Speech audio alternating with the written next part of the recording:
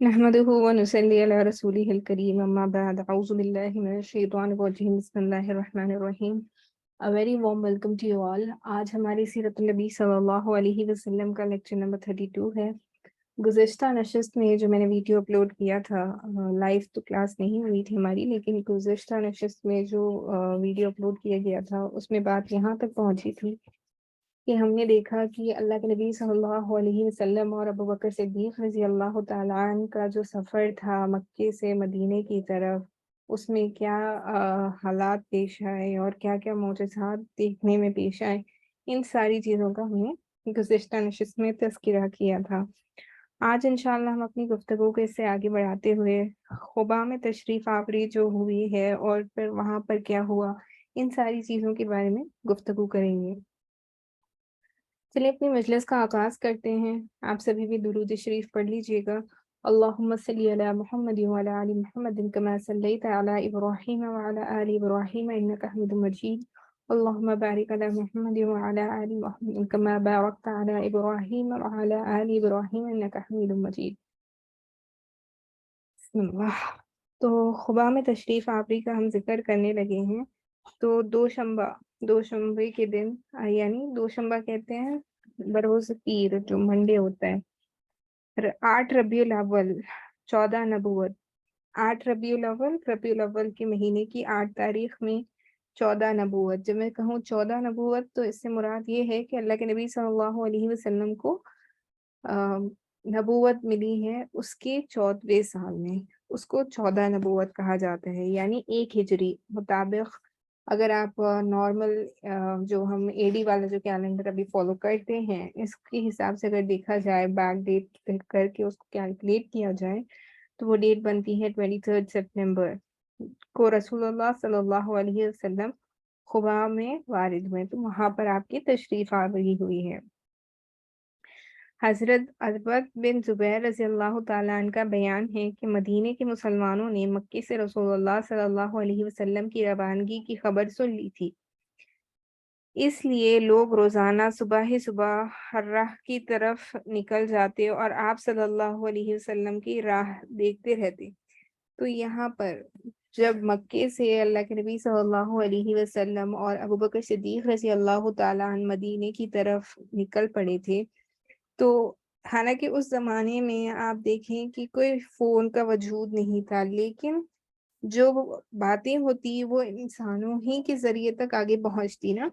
تو ایسے ہی ایک انسان سے سن کر دوسرے انسان سے، تیسرے انسان سے، پھر ہوتے ہوتے وہ ساری باتیں، یعنی اللہ کے نبی صلی اللہ علیہ وسلم کا مکے سے نکلنا اور مدینے میں آنے کے بارے میں اطلاع وہاں تک پہنچ چکی تھی مدینے میں، کہ اللہ کے نبی صلی اللہ علیہ وسلم یہاں پر تشریف لانے والے ہیں. تو جو لوگ تھے جو مسلمان ہو چکے تھے مدینہ منورہ کے اور مدینہ منورہ کے آس پاس کے قریب کے جو علاقے تھے ان ساری جگہوں کے، تو وہاں پر اللہ کے نبی صلی اللہ علیہ وسلم کا انتظار کیا جاتا. تو اللہ کے نبی صلی اللہ علیہ وسلم کی تشریف آوری کے لیے وہ ہر صبح آ کر کھڑے ہو جاتے اور انتظار کرتے ہوتے کہ ہمیں اللہ کے نبی صلی اللہ علیہ وسلم کا دیدار کرنے کا موقع ملے.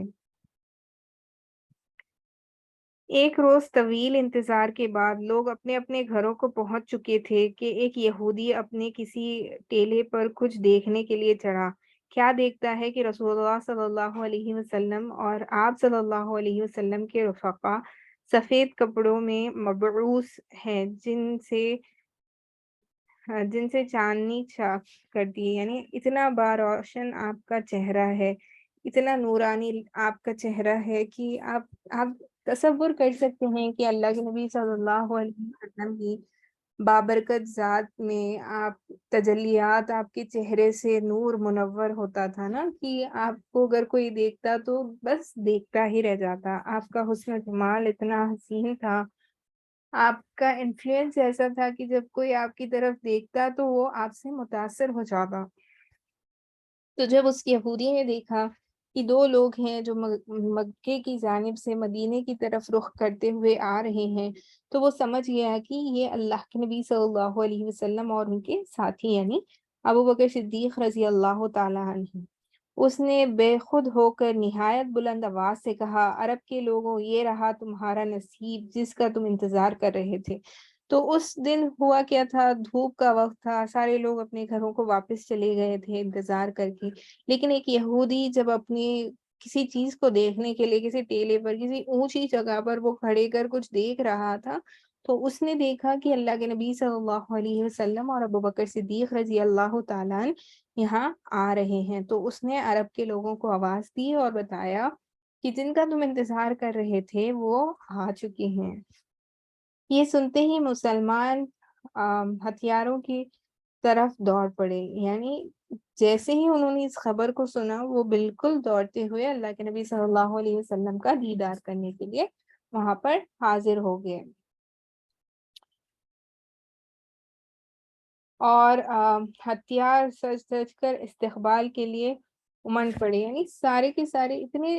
خوش ہو کر آگے بڑھنے لگے کہ ان کے اندر وہ جذبہ اور جوش دکھائی دیتا تھا۔ تو ابن قیم کہتے ہیں کہ اس کے ساتھ ہی بنو عامر بن عوف یعنی سکینان قبا میں شور بلند ہوا اور تکبیر سنی گئی۔ تو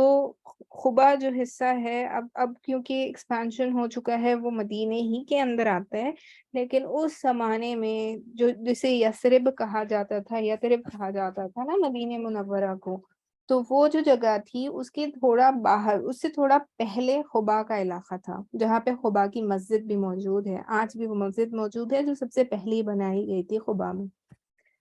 تو وہاں پر جب یہ تشریف لائے تو مسلمان دوڑتے ہوئے آئے۔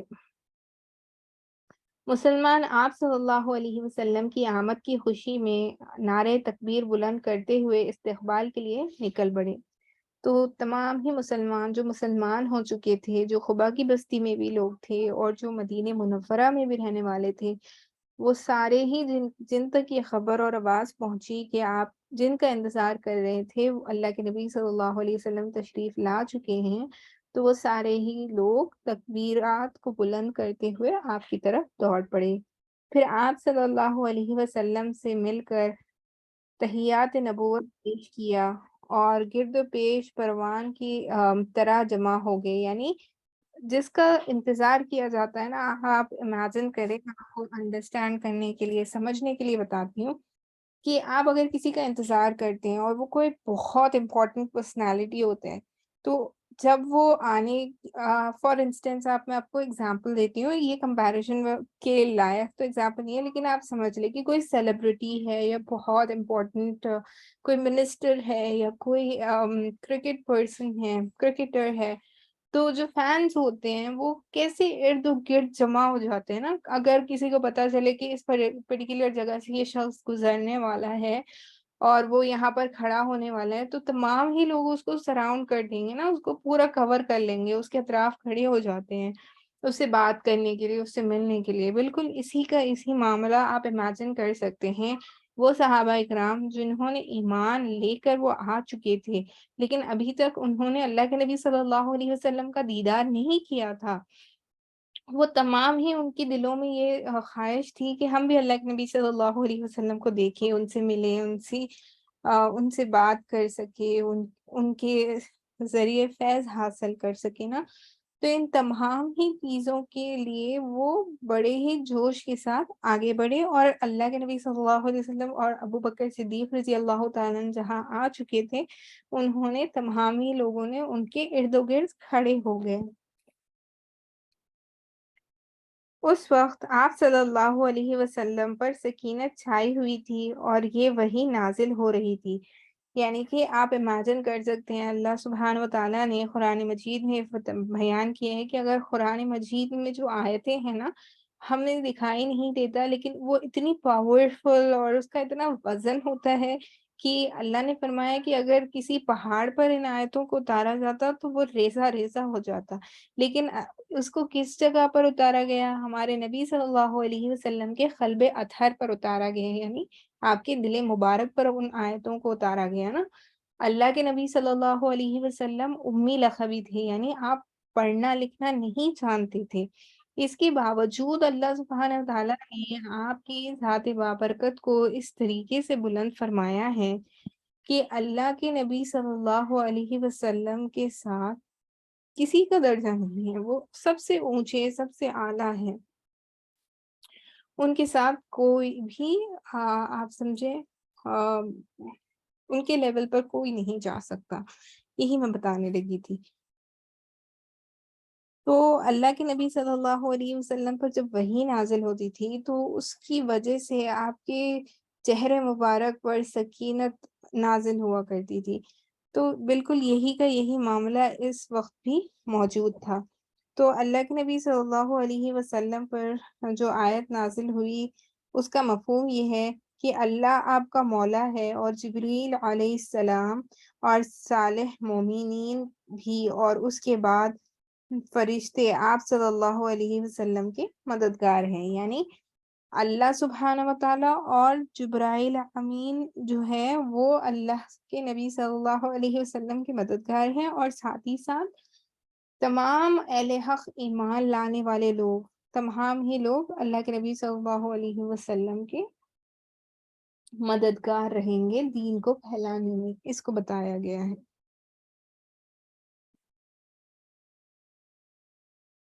حضرت واہ بن زبیر رضی اللہ تعالیٰ عنہ کا بیان ہے کہ لوگوں سے ملنے کے بعد آپ صلی اللہ علیہ وسلم ان کے ساتھ داہنی جانب مڑے، یعنی سیدھی ہاتھ، داہنی ہاتھ سیدھا ہاتھ کی جانب مڑے، اور بنو عامر بن عوف میں تشریف لائے۔ تو یہ جو بنو عامر بن عوف کیا ہے، یہ قبیلے کا نام ہے، بنو عامر بن عوف۔ تو اللہ کے نبی صلی اللہ علیہ وسلم وہاں پر تشریف لے گئے۔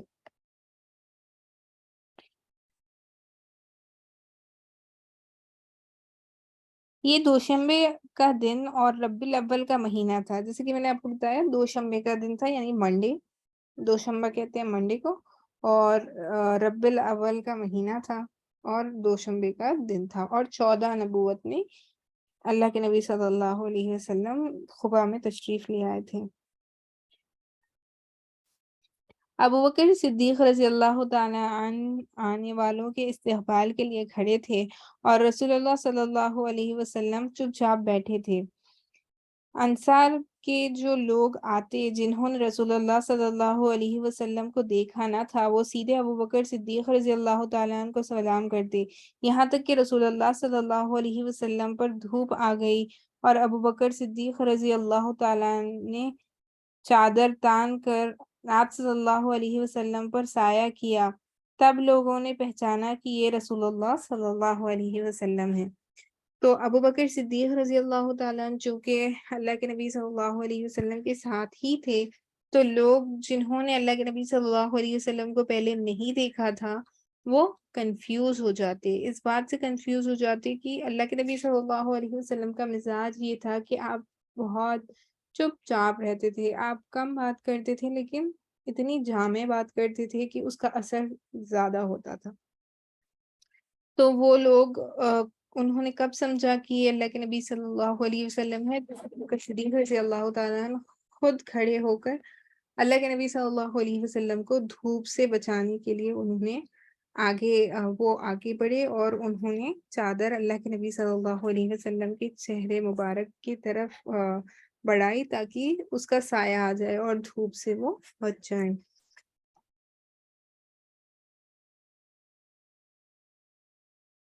آپ صلی اللہ علیہ وسلم کے استقبال اور دیدار کے لیے سارا مدینہ منڈ پڑا، یعنی سارے ہی لوگ ایمان والے جو مسلمان ہو چکے تھے، وہ تمام کے تمام لوگ اللہ کے نبی صلی اللہ علیہ وسلم سے ملنے کی خواہش میں آپ کے پاس آنے لگے۔ یہ ایک تاریخی دن تھا، یعنی آپ سمجھے ایک ہسٹورک دن تھا، اتنا ہسٹورک کہ اللہ کے نبی صلی اللہ علیہ وسلم کی جن کا انتظار وہ کہیں عرصے سے کر رہے تھے، اللہ کے نبی صلی اللہ علیہ وسلم کی آمد ان کو پتہ چلا، تو وہ سارے ہی لوگ ان سے ملنے کے لیے بہت خوشی سے آگے بڑھے، جس کی نظیر سرزمین مدینہ نے بھی کبھی نہیں دیکھی تھی، یعنی اتنے سارے لوگوں کو ایک ساتھ جمع ہو کر کسی چیز کے لیے اکٹھا ہوتے ہوئے مدینہ منورہ میں بھی لوگوں نے اتنا سارے لوگوں کو ایک ساتھ جمع ہوتے ہوئے نہیں دیکھا تھا۔ لیکن جب اللہ کے نبی صلی اللہ علیہ وسلم تشریف لے آئے تو اللہ کے نبی صلی اللہ علیہ وسلم کی تشریف کی لانے کی وجہ سے وہ ایک ایسا تاریخی دن بن گیا کہ تمام ہی مسلمان جو لوگ ہوئے تھے تمام کے تمام اللہ کے نبی صلی اللہ علیہ وسلم سے ملنے کی خواہش میں، ملاقات کی خواہش میں آ گئے تھے۔ آج یہود نے بھی حقوق نبی کی اس بشارت کا مطلب دیکھ لیا کہ اللہ جنوب سے اور وہ جو قدوس ہے کوہ فران سے آیا، یعنی اللہ کے نبی صلی اللہ علیہ وسلم کی جو پیشن گوئیاں تھیں نا کہ جو یہود ہیں وہ بھی آئیں گے مجھے دیکھیں گے، یہ ساری باتیں جو اللہ کے نبی صلی اللہ علیہ وسلم نے جو باتیں بتائی تھی تمام کی تمام سچی ہوئی کہ یہود بھی نہ چاہتے ہوئے ان کا کیا تھا کہ ان کا یہ ماننا تھا کہ جو آخری نبی ہوں گے وہ ہمارے نسل میں سے ہوں گے نا، لیکن اللہ کے نبی صلی اللہ علیہ وسلم کو اسماعیل علیہ السلام کی اولاد میں سے اللہ نے پیدا فرمایا ہے، یعقوب علیہ السلام کی اولاد میں سے نہیں۔ تو اسی وجہ سے ان کو بڑا بیر تھا، یہودیوں کو اللہ کے نبی صلی اللہ علیہ وسلم سے بڑا بیر تھا، اور وہ اللہ کے نبی صلی اللہ علیہ وسلم سے اسی وجہ سے آپ کی اطاعت نہیں کرتے کہ آپ ہم میں سے نہیں ہیں، یعنی یہودیوں کی نسل میں سے نہیں ہیں۔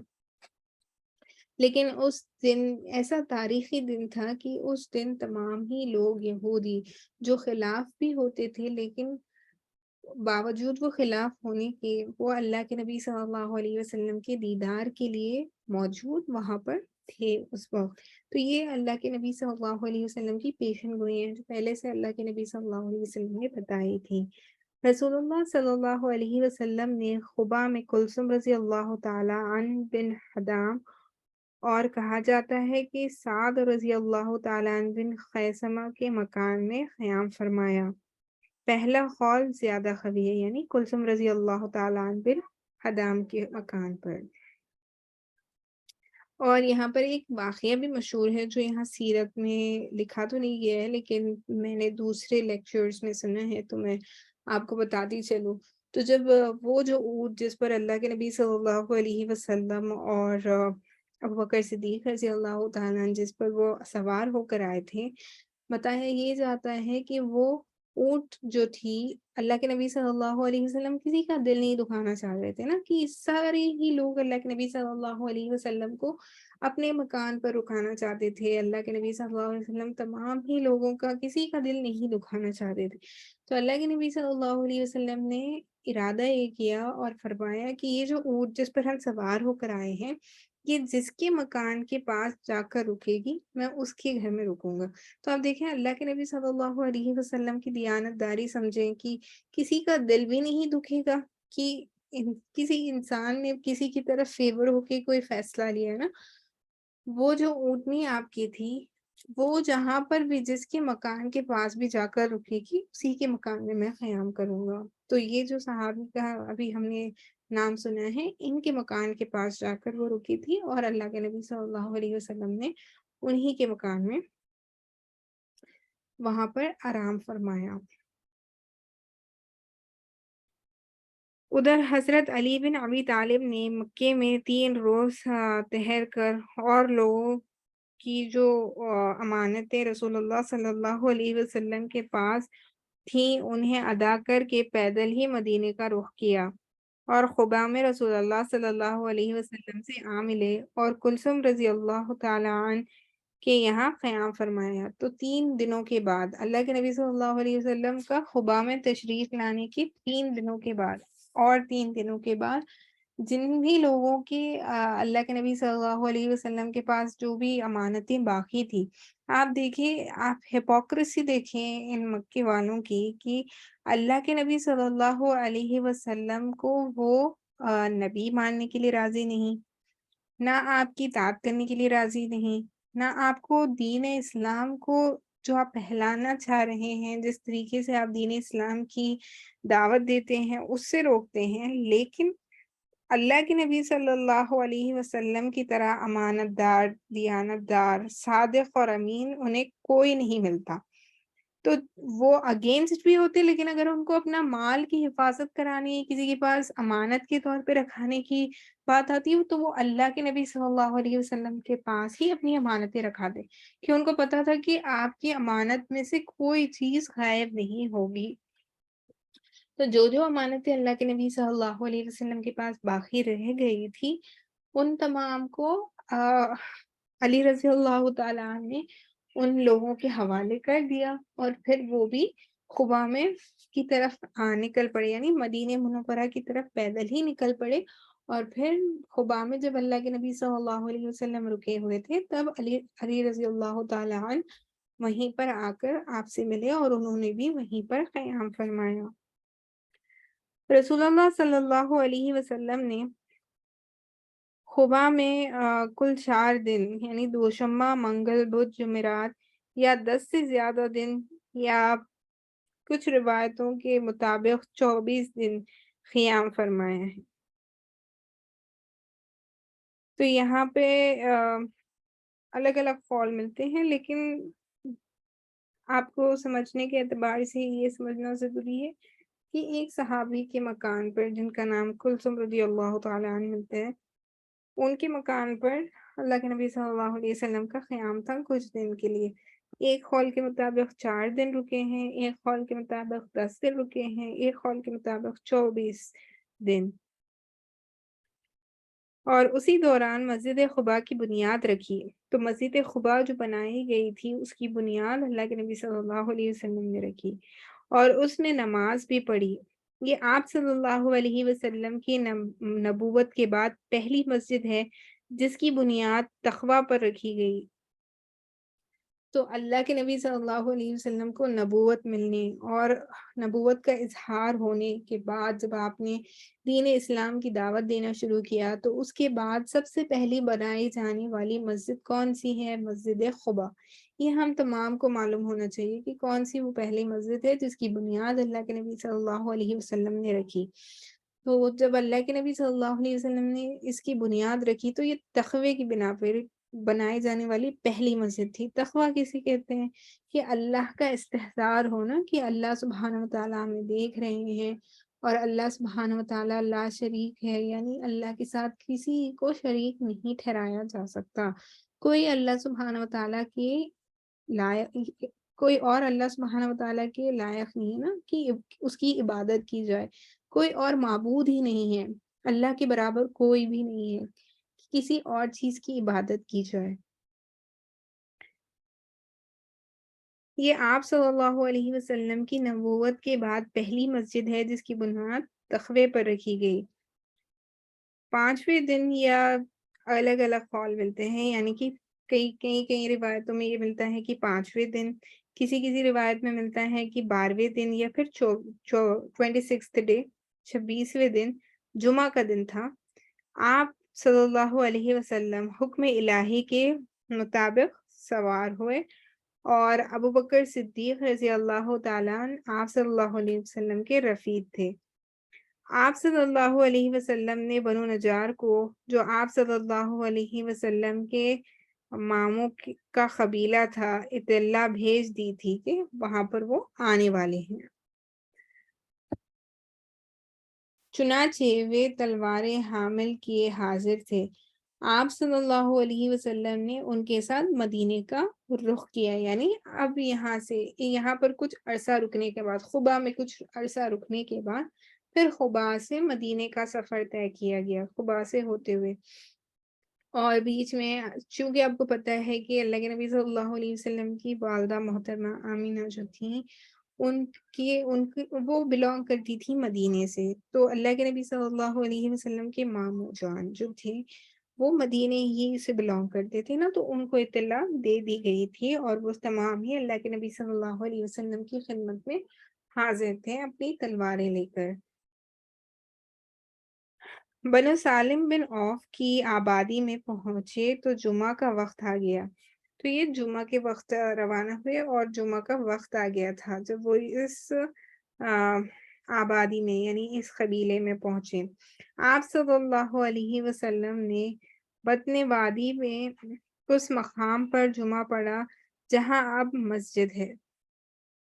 تو اس سمے وہاں پر وادی تھی، مسجد کا کوئی وجود نہیں تھا، لیکن اب وہاں پر مسجد موجود ہے۔ وہاں پر اللہ کے نبی صلی اللہ علیہ وسلم نے جمعہ کی نماز پڑھی تھی۔ کل کتنے آدمی تھے اللہ کے نبی صلی اللہ علیہ وسلم کے ساتھ؟ بتایا جاتا ہے کہ کل 100 آدمی تھے۔ اس کے آگے ہم نیکسٹ سب چیپٹر سٹارٹ کرنے لگے ہیں۔ نیکسٹ والے چیپٹر میں بتایا جا رہا ہے کہ مدینے میں داخلہ کس طریقے سے ہوا۔ تو اب ہم مدینے میں کس طریقے سے داخلہ ہوا ہے اس کو ہم دیکھ لیتے ہیں۔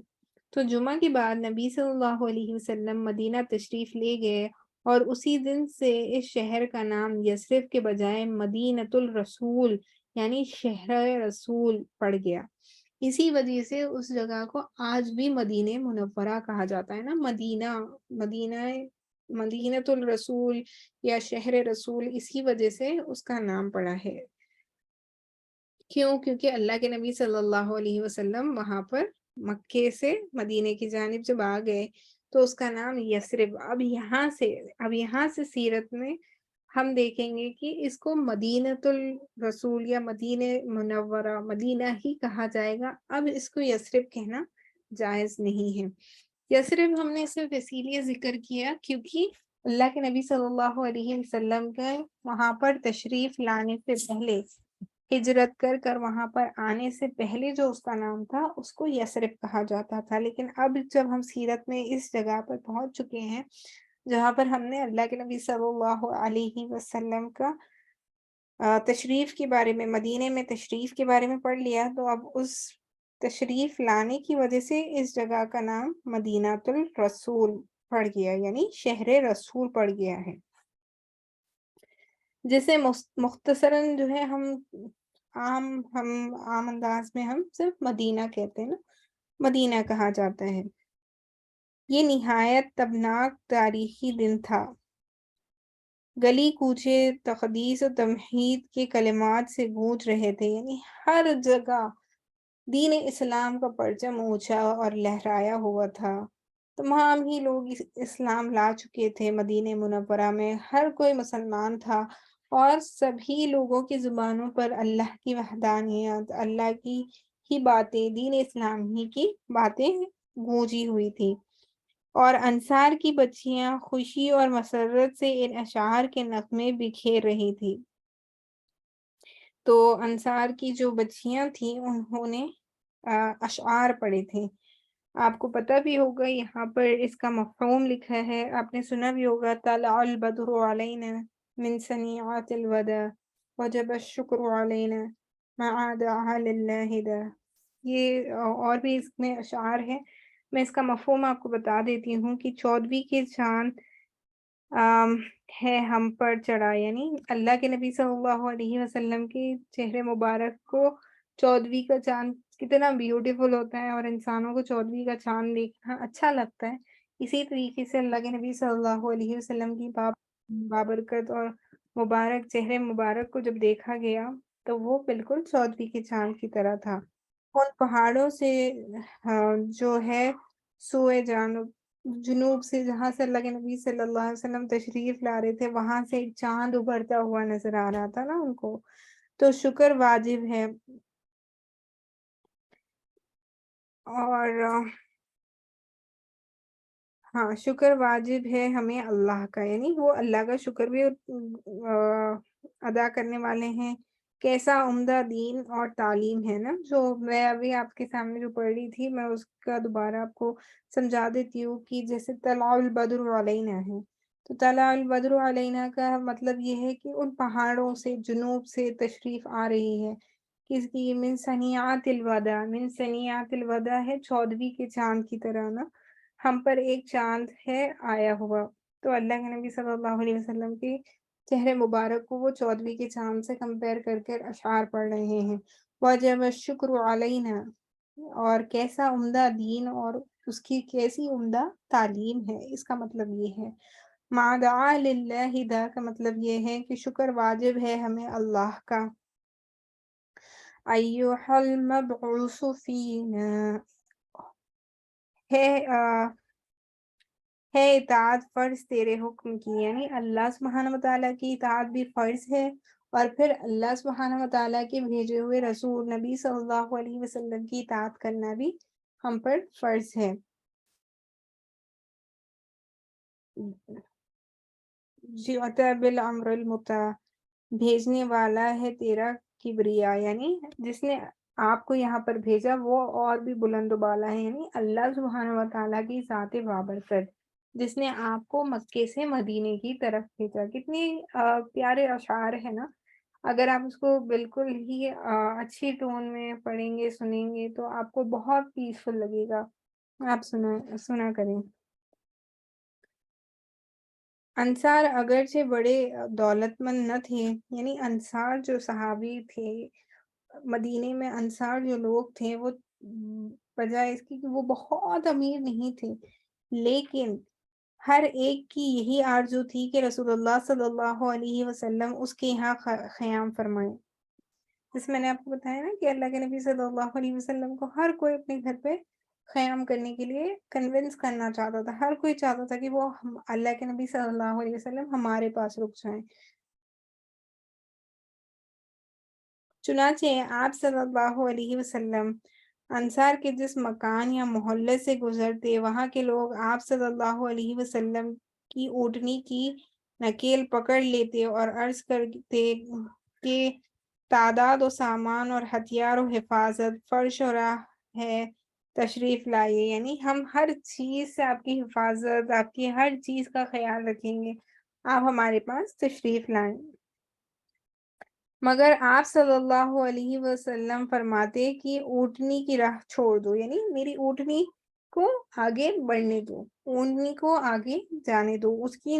کیل کو کھینچ کر اسے نہ روکو، اونٹنی کی راہ چھوڑ دو، یہ اللہ کی طرف سے مامور ہے۔ چنانچہ اونٹنی مسلسل چلتی رہی اور اس مقام پر پہنچ کر بیٹھی جہاں آج مسجد نبوی ہے۔ تو وہ اونٹنی جس کا میں نے آپ سے کچھ دیر پہلے بھی ذکر کیا تھا نا، تو وہ اونٹنی کہاں پر جا کر رکی، جہاں پر آج آپ سمجھے آج پریزنٹلی دیکھا جائے تو وہاں پر آج مسجد نبوی ہے موجود۔ لیکن آپ صلی اللہ علیہ وسلم نیچے نہیں اترے یہاں تک کہ وہ اٹھ کر تھوڑی دور گئی، پھر مڑ کر دیکھنے کے بعد پلٹ آئی اور اپنے پہلی جگہ بیٹھ گئی۔ اس کے بعد آپ صلی اللہ علیہ وسلم نیچے تشریف لائے، یعنی پہلے وہ ایک جگہ رکی، لیکن پھر جب اللہ کے نبی صلی اللہ علیہ وسلم جب وہ پہلی بار رکی تو نیچے نہیں اترے تھے، وہ پھر دوبارہ پلٹ کر پھر کچھ آپ سمجھے کچھ آگے دیر آگے جا کر پھر دوبارہ پلٹ کر واپس اسی جگہ پر آئی جہاں سے اس نے سٹارٹ کیا تھا، تب جا کے اللہ کے نبی صلی اللہ علیہ وسلم اترے ہیں۔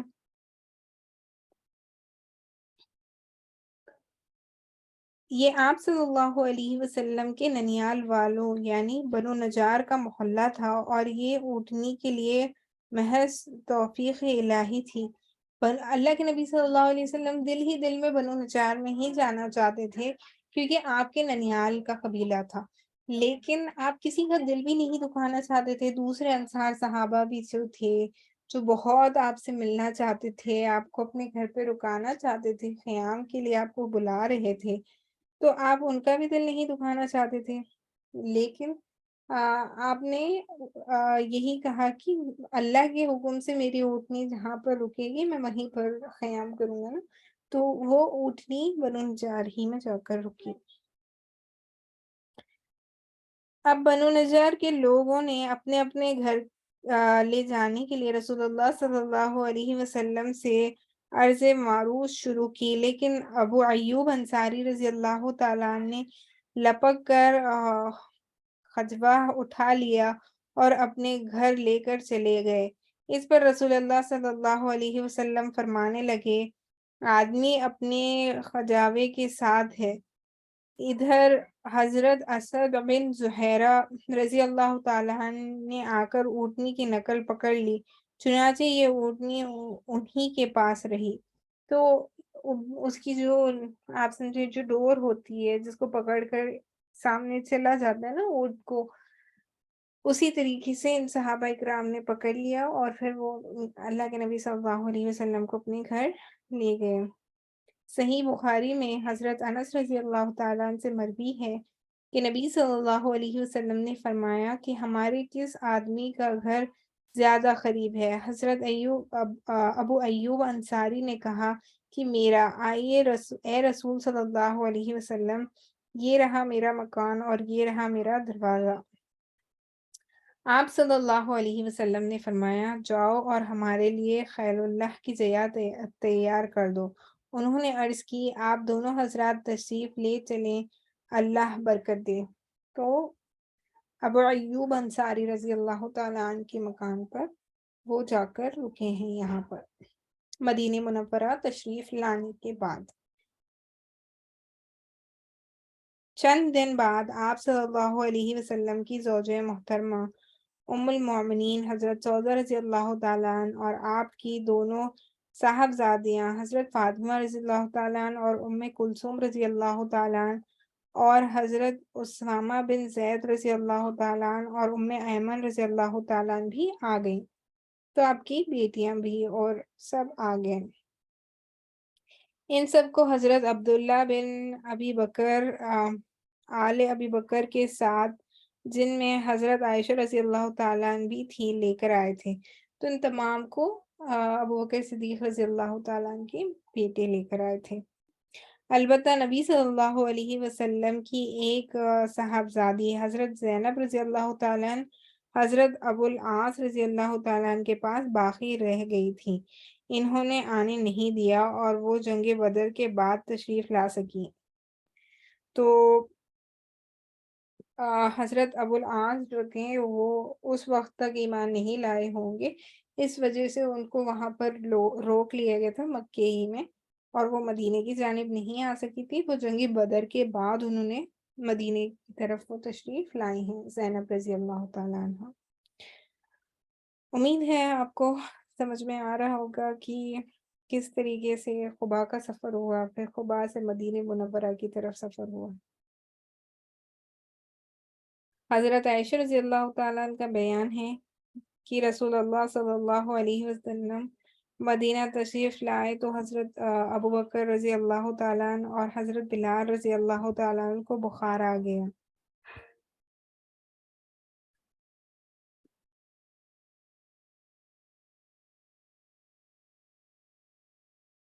میں آپ سے بتا رہی تھی کہ حضرت زینب رضی اللہ تعالیٰ عنہ جو تھی وہ وہیں پر رک گئی تھی، اور وہ جنگ بدر کے بعد ہی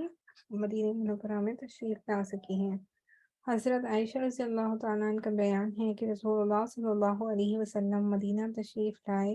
تو حضرت ابو بکر صدیق رضی اللہ تعالیٰ عنہ اور حضرت بلال رضی اللہ تعالیٰ عنہ کو بخار آ گیا تھا۔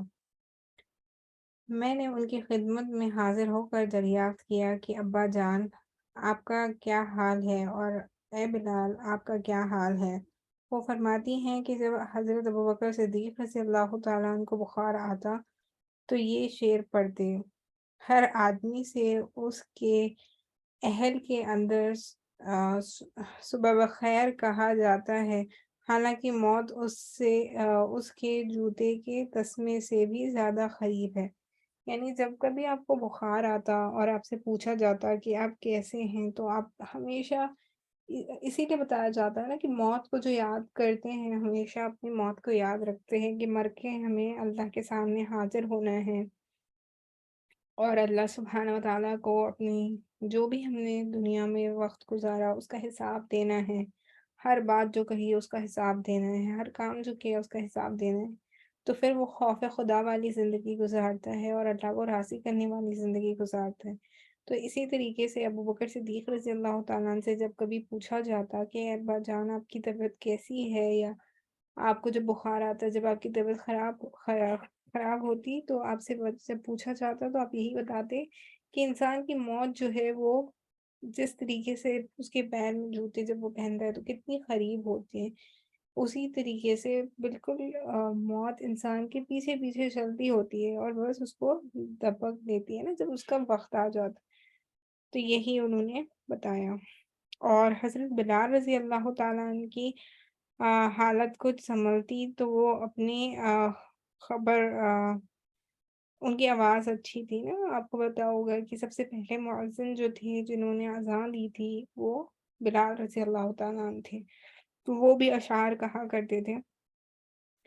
کاش میں جانتا کہ کوئی رات وادی مکے میں گزار سکوں گا، اور میرے زرد اسکر اور جلیز خاص ہوگی، اور کیا کسی دن مجنہ کے چشمے پر وارد ہو سکوں گا اور مجھے شمع اور طوفیل پہاڑ دکھائی پڑیں گے۔ یعنی وہ جو لوگ یہ مکے سے مدینے کی جانب آئے تھے، اور آپ کو پتا ہوگا کہ حبشی غلام تھے بلال رضی اللہ تعالیٰ عنہ، تو آپ کو پتا ہوگا کہ جو غلام ہوتے ہیں بائی ڈیفالٹ ان کو اپنی آزادی، کوئی بھی انسان ہو اس کو آزادی کی ہمیشہ خواہش ہوتی ہے نا، تو وہ وہی یاد کرتے کہ جیسے ہی وہ آزاد ہوئے ان کو کن کن چیزوں، مطلب دین اسلام میں آنے کے بعد ان کو ایکوالٹی ملی، دین اسلام میں آنے کے بعد ان کو ایک مقام و مرتبہ ملا جو حاصل نہیں تھا نا جب وہ دین اسلام لانے سے پہلے جب مکے میں موجود تھے، تو ان کے ساتھ جو سلوک کیا جاتا اس سے نکل ہی وہ اس وجہ سے سکے تھے کہ دین اسلام ان پر غالب ہو گیا تھا، تو وہ ہمیشہ یہی بتایا کرتے کہ اگر وہ ان کو موقع ملے گا تو وہ دین اسلام کے لیے کوئی بھی چیز کر گزریں گے۔ حضرت عائشہ رضی اللہ تعالیٰ عنہ کہتی ہیں کہ میں نے رسول اللہ صلی اللہ علیہ وسلم کی خدمت میں حاضر ہو کر اس اس کی خبر دی تو آپ صلی اللہ علیہ وسلم نے فرمایا، اے اللہ ہمارے نزدیک مدینے کو اسی طرح محبوب کر دے جیسے مکہ محبوب تھا، یعنی تمام ہی لوگ جو مکے سے مدینے کی طرف تشریف لائے تھے ان کے دل میں مکے کی محبت تھی نا، کیونکہ ایک عرصہ انہوں نے مکے میں گزارا تھا، اور مکے میں ہر چیز، جو ان کے کاروبار تھے، ان کے بال بچے جو تھے جو بھی ایمان نہیں لائے تھے، یا جو ان کے فیملیز تھے، ان تمام کو وہ چھوڑ چھاڑ کر مدینے کا رخ کر کے مدینے کی طرف آ چکے تھے۔ تو اللہ کے نبی صلی اللہ علیہ وسلم نے کیا دعا فرمائی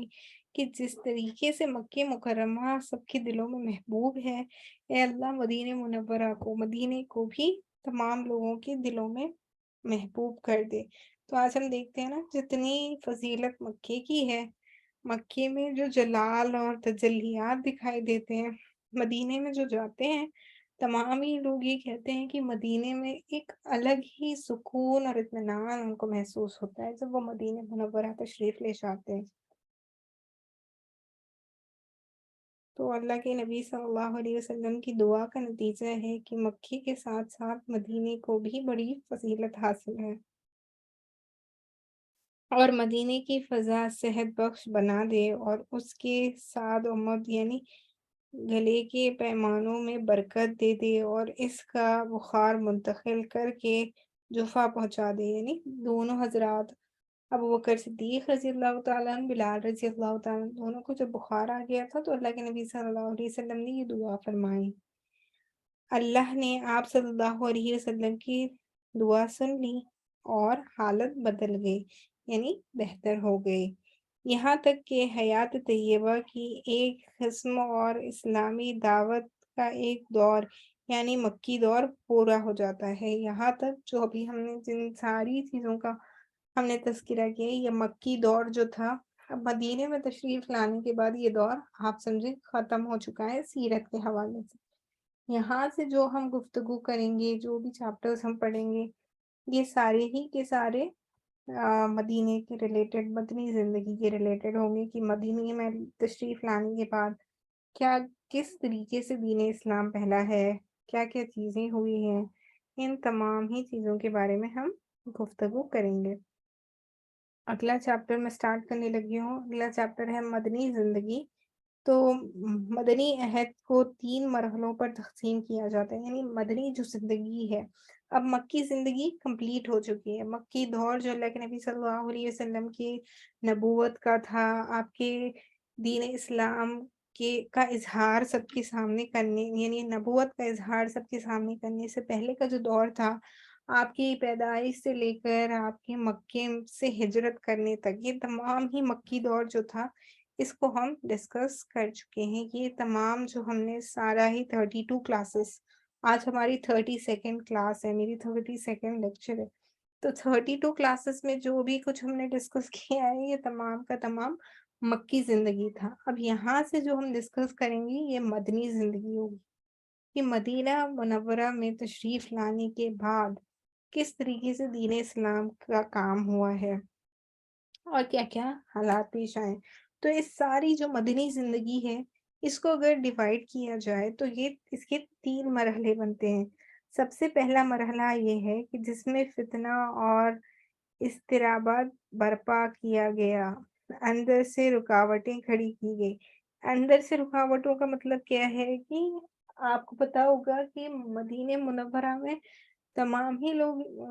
مسلمان ہو گئے تھے، لیکن کچھ یہودی بھی باقی تھے اور کچھ ایسے لوگ بھی باقی تھے جو دین اسلام نہیں لائے تھے، اور کچھ ایسے بھی لوگ موجود تھے جو ہپوکریٹس تھے. ہپوکریٹس منافق تھے نا، وہ بظاہر مسلمان ہونے کا ڈھونگ کرتے لیکن ان کے دل میں دین اسلام نہیں تھا. ایسے لوگ پیدا ہونا شروع ہو گئے تھے. تو اسی وجہ سے رکاوٹیں کھڑی کی گئیں اور باہر سے دشمنوں نے مدینے کو صفائے ہست سے مٹانے کے لیے چڑھائیاں کی. یعنی مکے والوں نے بھی مدینے کی طرف حملہ کیا، جنگیں ہوئی. یہ سارا ہی کچھ پہلے مرحلے میں آتا ہے. یہ مرحلہ صلح حدیبیہ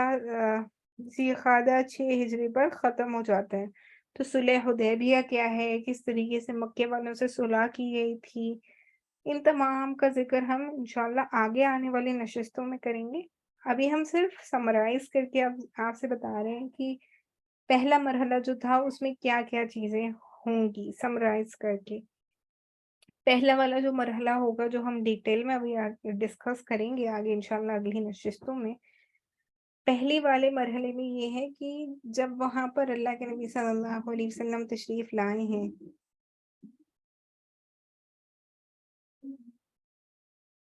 تو پھر اللہ کے نبی صلی اللہ علیہ وسلم کو کس طریقے سے انہوں نے روکا، یہودیوں نے کس طریقے سے تکلیفیں پہنچائی، جو بھی احکامات آنے لگے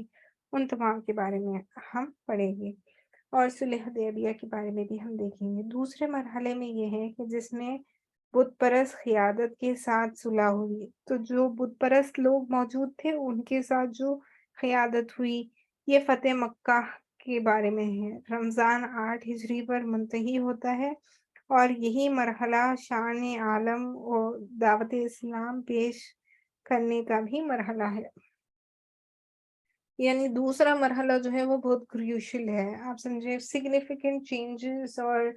کامیابیاں جو دین اسلام کو ملی ہیں وہ مدنی زندگی کے دوسرے مرحلے میں ملی ہیں. فتح مکہ جو ہے، مکے کو فتح کر لیا گیا، مسلمانوں کے حوالے ہو گیا نا، مکے کا کنٹرول پورا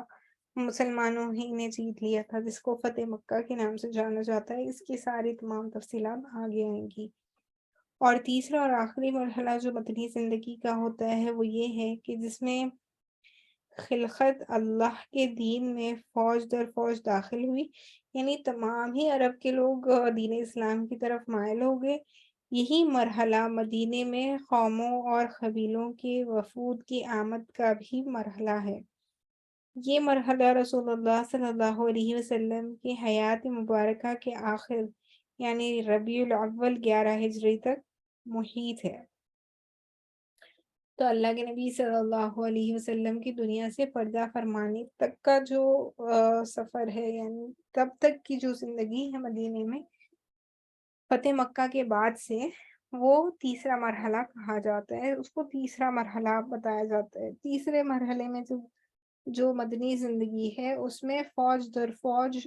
لوگ مسلمان ہونے لگے، دین اسلام کا کام کرنے لگے. آپ سمجھے اب مکے سارے ہی جزیرے عرب میں صرف اور صرف دین اسلام ہی باقی رہا. تمام باقی جو مذاہب تھے وہ ختم ہو گئے. یہودیوں کو بھی مدینہ منورہ سے باہر نکال دیا گیا. یہ تمام ہی تفصیلات ہم انشاءاللہ اگلی نشست میں دیکھیں گے. اگلا چیپٹر بھی کافی طویل ہے تو انشاءاللہ ہم اس کو اگلے ہی نشست میں سٹارٹ کرتے ہیں. امید ہے آج جو ہم نے ڈسکس کیا کہ مسجد قباء کا سفر کس طریقے سے ہوا اور مدینہ منورہ کی طرف جو ہجرت ہوئی ہے وہ کس طریقے سے ہوئی ہے وہ آپ کو سمجھ میں آ گیا ہوگا۔ اللہ سبحانہ وتعالیٰ سے یہ دعا ہے کہ ہم نے جو پڑھا، جو سنا، جو کہا گیا، جو سمجھانے کی کوشش کی گئی، اللہ سبحانہ وتعالیٰ اس کو اپنے فضل و کرم سے قبولیت کا درجہ عطا فرمائے اور ہم تمام کو حج اور عمرے کی سعادت نصیب فرمائے، آمین یا رب العالمین۔ اور اس جڑنے کو، اس سننے کو، اس پڑھنے کو ہم تمام کے لیے نجات کا ذریعہ بنائیں، ہماری خبروں کو نور سے منور فرمائیں اس کے طوفیل سے، اور ہمیں جنت الفردوس میں اعلیٰ مقام نصیب فرمائے، آمین یا رب العالمین۔ وآخر دعوانا ان الحمد للہ رب العالمین، سبحان اللہ وبحمدہ، سبحانک اللہم وبحمدک، نشہد ان لا الہ الا انت، نستغفرک ونتوب الیک، سبحان ربک رب العزت عما یصفون، وسلام علی المرسلین، والحمد للہ رب العالمین۔ جزاک اللہ خیر۔